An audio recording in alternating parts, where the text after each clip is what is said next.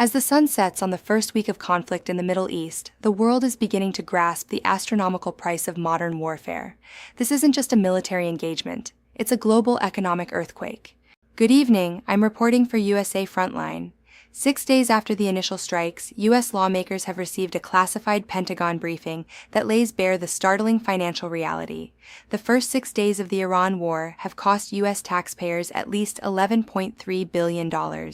The opening 24 hours alone carried a price tag of nearly $780 million, involving over 20 weapon systems and strikes on more than 1,200 targets. Munitions were the primary driver of this initial spike. In just the first 2 days, the U.S. military utilized $5.6 billion in ordnance to degrade Iranian defense networks. The daily burn rate is now estimated at $1.43 billion. This includes the massive logistical overhead of operating 2 aircraft carrier groups and over 200 military aircraft in the theater.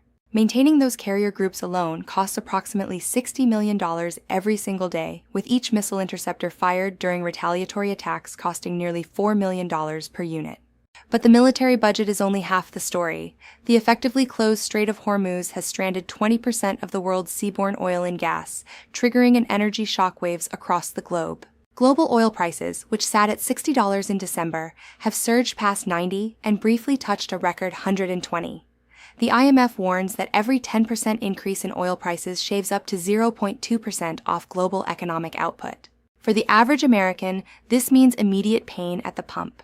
Wednesday's national average of $3.59 per gallon is just the beginning if the blockade persists. In response, Energy Secretary Chris Wright has authorized the release of 40% of the U.S. strategic oil reserves. However, experts warn these reserves can only sustain the current loss for about 25 days. From Tehran, the rhetoric is escalating. Iranian spokesperson Ebrahim Zolfakhari warned that regional security and the global economy is now permanently destabilized.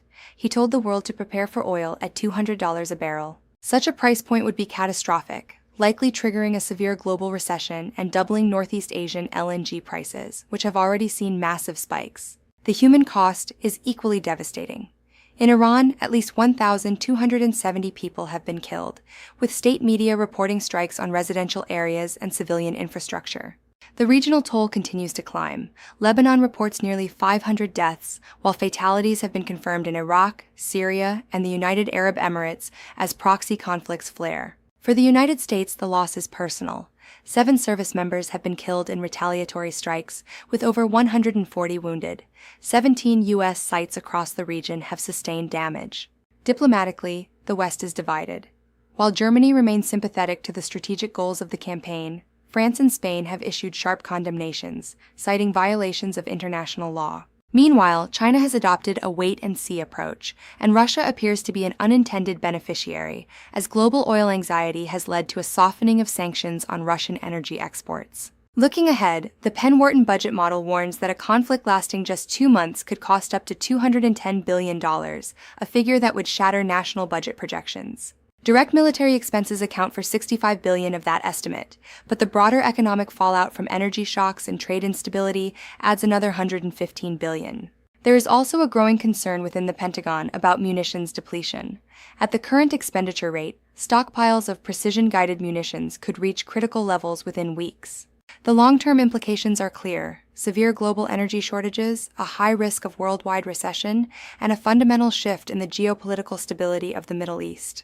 But beyond the numbers and the geopolitics, the human cost is what truly defines this conflict. Thousands are displaced, families are fractured, and the regional landscape is being permanently scarred. Medical sites and residential zones have become the unintended front lines of a war that shows no signs of an early resolution. The humanitarian crisis is only beginning.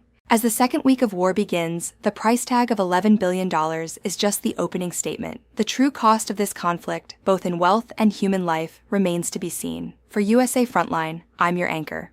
Stay with us for continued verified reporting on this developing global crisis. Support independent journalism by subscribing today. Good night.